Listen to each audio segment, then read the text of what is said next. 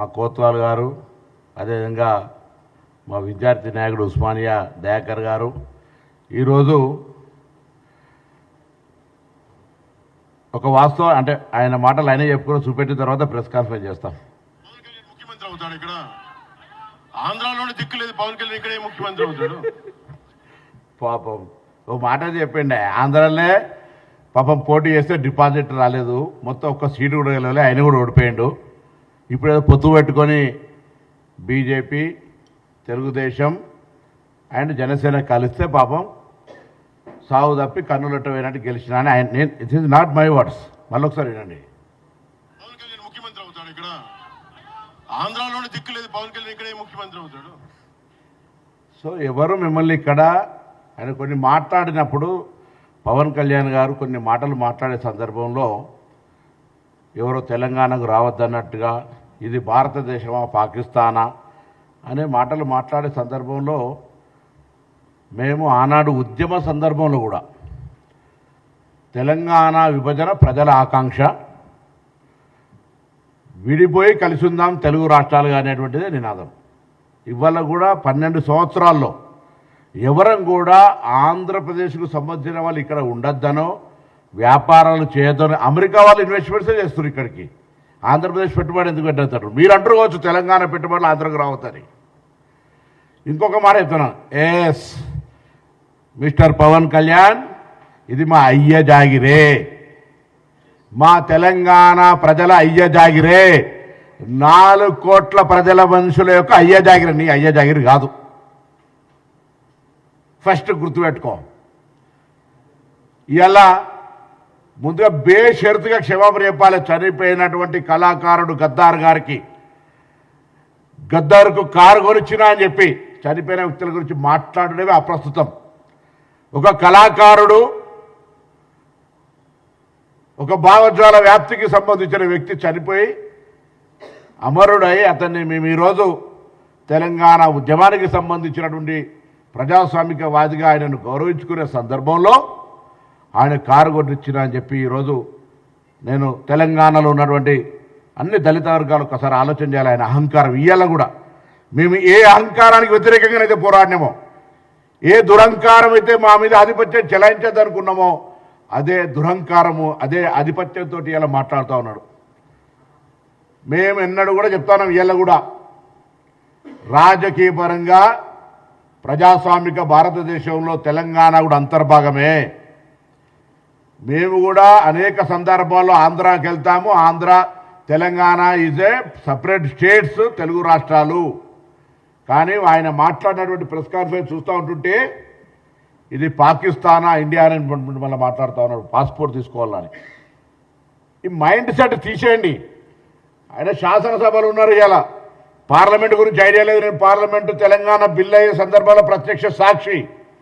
అంతకంటే ముందు కూడా చిన్న బిల్లు వస్తే కూడా నేను అనేక సందర్భాలు చెప్పిన, ఈ పార్లమెంటరీ వ్యవస్థలో తెలిసి మాట్లాడుతురా తెలియక మాట్లాడుతురా, తలుపులేసి పార్లమెంటులో బిల్ తెచ్చుకున్నారని చెప్తారు. ఇప్పటికీ ఇంత కక్ష, ఇంత అక్కసు తెలంగాణ మీద మాటల్లో మాట్లాడుతూనే మళ్ళీ తెలంగాణ మీద అక్కసు వెళ్ళకొస్తా ఉన్నాడు. ఇది మంచిది పద్ధతి కాదు. నేను తెలంగాణ మీద ప్రేమ ఉంది అంటుండు, తెలంగాణ మద్దతుకి నన్ను మాట్లాడినరా? తెలంగాణ అమరవీరులు చనిపోతుంటే వాళ్ళకి ఎప్పుడైనా నువ్వు సంఘీభావం, అరే ధైర్యంగా ఉండండి తెలంగాణ పోరాడి తెచ్చుకోవాలని చెప్పినావా? అవహేళన చేసినావు. తెలంగాణ ఏర్పడితే 11 రోజులు అన్నం తినలేదని చెప్పినటువంటి వాడివి. తెలంగాణ ఏర్పాటును అవమానించినటువంటి వ్యక్తివి. ఇలా మీరు మాట్లాడితే ఎట్లా?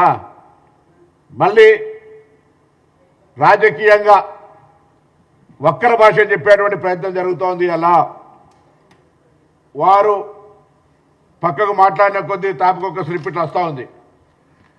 పాపం పవన్ కళ్యాణ్ గారిని పేడ్ ఆర్టిస్టు, రేపు పొద్దున నిజంగా నాగర కూడా బాగా డబ్బులు ఉంటే నేను కూడా ఆయన ఒక పాత్రకి ఎంగేజ్ చేసి ఈ విధంగా మాట్లాడగలగడానికి అవకాశం. ఎందుకంటే ఆయనకు వచ్చే చిట్టీలు భారతీయ జనతా పార్టీ నుంచి వస్తున్నాయా, టీఆర్ఎస్ పార్టీ నుంచి వస్తున్నాయా తెలియదు, స్క్రిప్ట్ రాసుకొని మాట్లాడతారు. భావజ్వాల వ్యాప్తి ఉంటే, తెలంగాణ నరాన గుండెల్లో ఉంటే నేను ఎవరిని అవమానిస్తాను? ఆంధ్రప్రదేశ్ ప్రజలను కూడా. ఈవెన్ చంద్రబాబు నాయుడు గారు, తెలంగాణ ముఖ్యమంత్రి రేవంత్ రెడ్డి గారు వచ్చి కూర్చుంటే కూడా తెలంగాణ విభజన హామీలను సామరస్యంగా పరిష్కరించుకోవాలని మాట్లాడుకునేటువంటి అటువంటి వాతావరణాన్ని కలిగేసే ప్రయత్నం చేస్తూ ఉన్నాం. ఇక్కడ ఉన్నటువంటి వాళ్లకు అన్ని రకాలుగా శాంతి భద్రతతో సహా ఎక్కడ కూడా అవసరమైతే రాజకీయంగా ఇవాళ చాలా మంది పోటీ చేసి గెలుస్తూ ఉంటారు, ఎవరికి అభ్యంతరం లేదు. ఏమనంటే కొండగట్టుకు పైసలు ఇచ్చినండి, నీ అయ్యే జాగిరియా పైసలు? తెలంగాణ ప్రభుత్వం ఆంధ్రప్రదేశ్ ప్రభుత్వం వస్తే ఇంకొక మాట మాట్లాడతారు, రానియరా తిరగనియరా. గత 4 నెలల కింద వచ్చినప్పుడు తెలంగాణ ప్రభుత్వం ఆయనను తెలంగాణ గెస్ట్గా ఇచ్చిన ప్రోటోకాల్ ఇచ్చి, అది మర్చిపోయి మాట్లాడితే ఎట్లా? నువ్వు తెలంగాణ ఆవిర్భావ దినోత్సవం రోజు అందరినీ కట్టెబెట్టి గెలికినట్టుగా నవనిర్మాణ తెలంగాణ ఆవిర్భావ దినోత్సవం తెలంగాణ ప్రజలకు శుభాకాంక్షలు చెప్తాను రా. ఇది ప్రజల ఆకాంక్ష, పోరాడి సాధించుకున్నారు, బాగండి అని కోరు. తెలంగాణ నవనిర్మాణం ఏం చేసేది ఉన్నది? నువ్వు వచ్చి పీకేది ఏంది? ఇక్కడ నువ్వు ఇప్పుడు చెప్పినావు కదా, అక్కడనే పీకలేకపోతుంది, ఇక్కడే పీకుతా అని. మళ్ళీ ఎందుకు ఇట్లా అనేటి ఒక మాటను చెప్పేది ఒక మాట. స్క్రిప్ట్ పాప చక్కగా రాసిస్తలేరు బీజేపీలో, ఎవరో ప్రాపర్ గైడ్ చేస్తలేరు. అంతే ఒక మాట బీజేపీ వాళ్ళు ఇద్దరు పొత్తు కూడా పెట్టుకోమని చెప్పే పరిస్థితులలో, ఒకసారి పొత్తు పెట్టుకుంటామనే పరిస్థితులలో ఆలోచన ట్రస్ట్ ట్రావెల్ జరుగుతుంటుంది. ముందు ఒక ఆర్టిస్టును నేను హీరోగా పెట్టుకోవాలంటే ముందు టెస్ట్ డ్రైవ్ చేస్తున్నాడు, అంటే స్క్రీన్ టెస్ట్ చేస్తే స్క్రీనింగ్ అట్లా చేస్తున్నట్టు పవన్ కళ్యాణ్ గారిని పాప తెలుసుకోవాలి. అటు బీఆర్ఎస్ పార్టీనా ఇటు భారతీయ జనతా పార్టీ ఎవరో ఒకరు మాత్రం ఆయన ఎంగేజ్ చేసుకున్నటువంటి ఆర్టిస్ట్గా వాస్తవం. 2009లో ఎమ్మెల్యేలు తిరిగినప్పుడా 2014 ఎన్నికలప్పుడు తిరిగినా జనం వస్తుండొచ్చు. మా ప్రేక్షకులు సినిమా ప్రేక్షకులుగా నటుడిని గౌరవిస్తే ఈలలు కొడితే అదంతా నా బలం అనుకునేటువంటి పరిస్థితి ఉంటుంది. మీరు అన్నట్టుగానే ఆంధ్రాలోనే నువ్వు గెలవలేకపోయినావు, ఇక్కడ వచ్చి ఏంది ఇదంతా? మళ్ళీ చెప్తాను, పవన్ కళ్యాణ్ గారు ఇక్కడ తెలంగాణలో రావడానికి పోవడానికి సంబంధించిన మాకేమటువంటి అభ్యంతరాలు లేవు.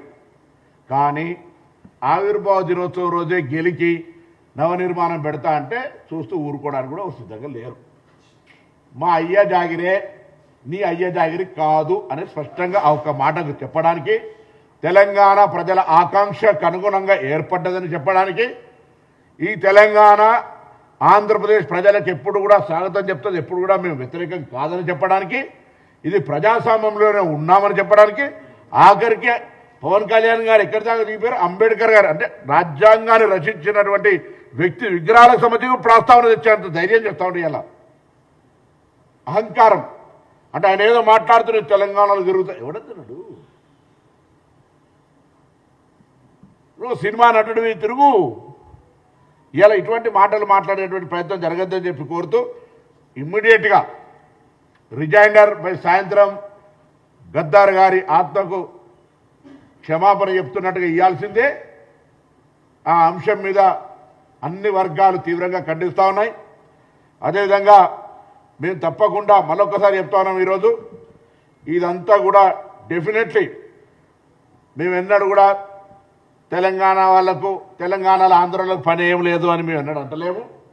ఇది ఫెడరల్ సిస్టమ్, డెమోక్రటిక్గా ఇది హైదరాబాద్ లింగ్విస్టిక్ హెడ్ క్వార్టర్, అన్ని భాషల వాళ్ళు ఉంటారు, అన్ని వ్యాపారాలు ఉంటారు. ఎన్నడూ కూడా నేను హైదరాబాద్ ఇన్ఛార్జ్ మంత్రి చెప్తాను, నీకు ఇక్కడ ఏం ఇబ్బంది లేదు, ప్రొటెక్షన్ అందిస్తాం, కానీ ప్రొటెక్షన్ అందిస్తాం, కానీ ఇక్కడ వచ్చి గెలుకకు అనవసరంగా తెలంగాణ ఆత్మ గౌరవాన్ని ఆ భావాన్ని రెచ్చగొట్టే ప్రయత్నం చేద్దని నేను కోరుతాను.